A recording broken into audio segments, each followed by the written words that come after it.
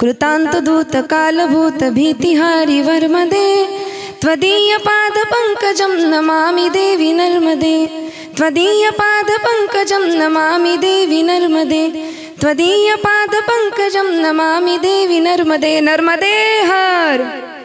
एकदा सर्वांनी जोरात जय जयकार करावा। नर्मदे हर, नर्मदे हर। अजून एकदा नर्मदे हर। धन्यवाद। आपल्या सर्वांच्या शुभेच्छांनी आशीर्वादांनी गुरुदेवांच्या प्रेरणेने कृपेने त्याचप्रमाणे परमपूज्य नर्मदा कृपांकित मौनी बाबा यांच्या आशीर्वादाने मला पुण्यसलीला नर्मदा मैयाची ही पायी परिक्रमा करण्याचा योग भाग्य माझ्या पदरात पडलं।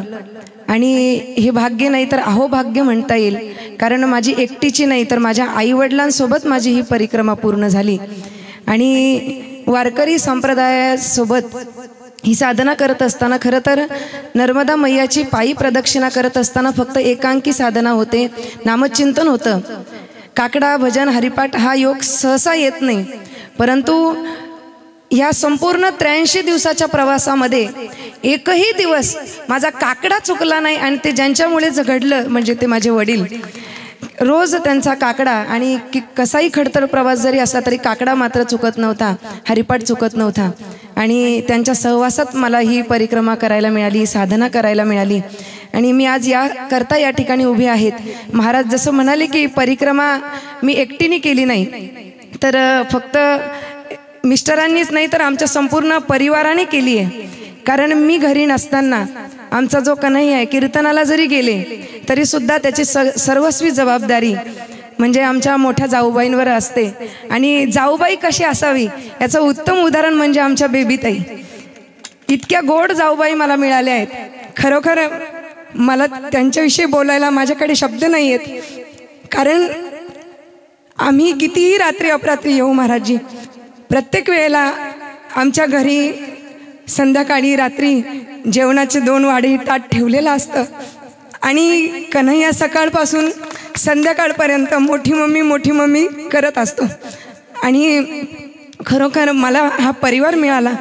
कार्यक्रम करायचा, खरं तर एवढा मोठा कार्यक्रम करायचा माझ्या मनात नव्हतं, पण सगळ्यांनी मनावर घेतलं।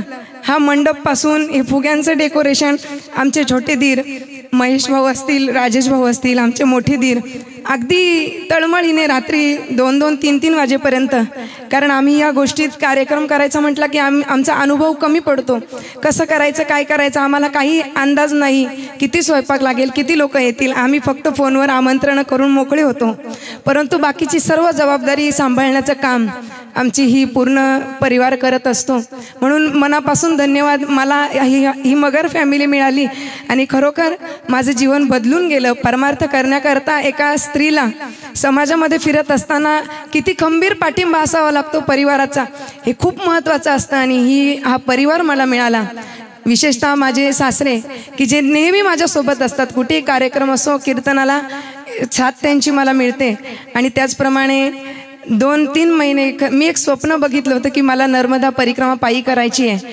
यांनाही म्हणाले होते, हे आम्ही सोबत निघालो होतो पण काही कारणास्तव आम्हाला नाही जाता आलं। परंतु ज्या वेळेला माझे आई वडील निघाले त्यावेळेस मी विचारलं, 2 महिने तर यांचा नकारच होता कन्हैयाला सोडून जायला, परंतु शेवटी मी जिंकले आणि ते हारले। परंतु असं म्हणता नाही येणार, खरं तर त्यांनी नंतर इतकी मला साथ दिली। मी हट्ट करून गेले आणि 20 दिवसातच थकले, इतके थकले। तेव्हा त्यांनी मला सांगितलं, आता गेलीयेस तर पूर्ण करूनच घरी यायचं, नाहीतर येऊच नको। आणि त्यानंतर मग अगदी परिक्रमा होईपर्यंत प्रत्येक दिवशी किती किलोमीटर चालायचं, पुढे कोणता आश्रम आहे, पुढे कसं राहायचं, अगदी प्रत्येक गोष्टीला त्यांनी मला साथ दिली। आणि खूप मोठा आधार शिकविता धनी वेगळाची, फक्त प्रपंचात नाही तर परमार्थामध्ये एक कीर्तन करत असताना सुद्धा प्रत्येक वेळेला त्यांची मला साथ असते। कुठे चुकले तर नेहमी ते सांगत असतात मला, आणि कुठे चुकायचा प्रश्न म्हणजे मी नेहमीच चुकते आणि नेहमीच ते मला सांभाळून घेतात। असे पतिदेव मला मिळाले, खरोखर मी तुमची खूप आभारी आहे। आणि सगळ्यात महत्त्वाचं म्हणजे ज्याने मला ही परिक्रमा करायला परवानगी दिली तो म्हणजे माझा कन्हैया. त्याला 3 महिने 4 महिने काय असतं तो त्याला माहिती नाही. तो म्हणायचा की आई 4 महिने म्हणजे 2 महिने असतात ना. आणि त्यांनी मला ही परवानगी दिली. खरं तर मी त्याच्याशी फोनवर जास्त बोलतही नव्हते, कारण त्याचा चेहरा बघितला की मला रडायला यायचं. आणि प्रसंगही असा घडला परिक्रमेत की 15 दिवसानंतर मी ज्यावेळेस सुरू केली 15 दिवसामध्येच त्याला खूप ताप आला. आणि ताप आल्यानंतर मी मैयाला प्रार्थना केली की मैया मला घरी जायचं नाही, मला ही परिक्रमा पूर्ण करायची आहे. आता जे काही करशील ते तू करणार आहेस, आता मला बाकी काही माहिती नाही. आणि खरोखर त्या दिवशी मी खूप रडले, मैयाला प्रार्थना केली की माझा कन्हैया त्याला बरं कर. आणि त्या दिवशी बाबाजींशी माझा संपर्क झाला. बाबाजींनी सांगितलं की तुम्ही काळजी करू नका, अनुष्ठान करा मैयाचं. आणि त्या दिवशी नर्मदाष्टकमचं अनुष्ठान केलं आणि अगदी 2च तासानंतर कन्हैयाला आलेला ताप उतरला. दिव्य अनुभव मला त्या दिवशी आला. आणि मैयाने माझ्याकडून खूप साधनाही करून घेतली. महाराजांनी एक अनुष्ठान सांगितलं, परंतु मी त्यावेळेस ठरवलं की आता 108 अनुष्ठान करायचे. 3 महिन्यात 108 अनुष्ठान करायचे असं ठरवलं, पण मैयाने 2.5 महिन्यातच 108 अनुष्ठान करून घेतले माझ्याकडून. ही दिव्य साधना मैयाच्या कृपेने आपल्या सर्वांच्या आशीर्वादाने ही घडली माझ्याकडून. म्हणून ह्या संपूर्ण या साधनेचं फळ, ही संपूर्ण साधना आणि ही तपश्चर्या खूप कठीण आहे. नर्मदा परिक्रमा हे मला म्हणत होते की आता परत कधी जाणार, म्हटलं आता नाही जाणार, खूप अवघड आहे.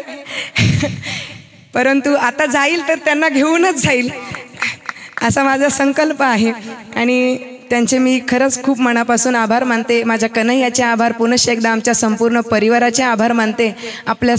आपण सर्व या ठिकाणी आज आशीर्वाद शुभेच्छा देण्याकरता या ठिकाणी खूप दूरवरून पोहोचले. सगळ्यांचे मनापासून आभार. या लेकीवर आपलं प्रेम, हा स्नेह हा असाच राहू द्या हीच अपेक्षा व्यक्त करते आणि या ठिकाणी थांबते. नर्मदे हर.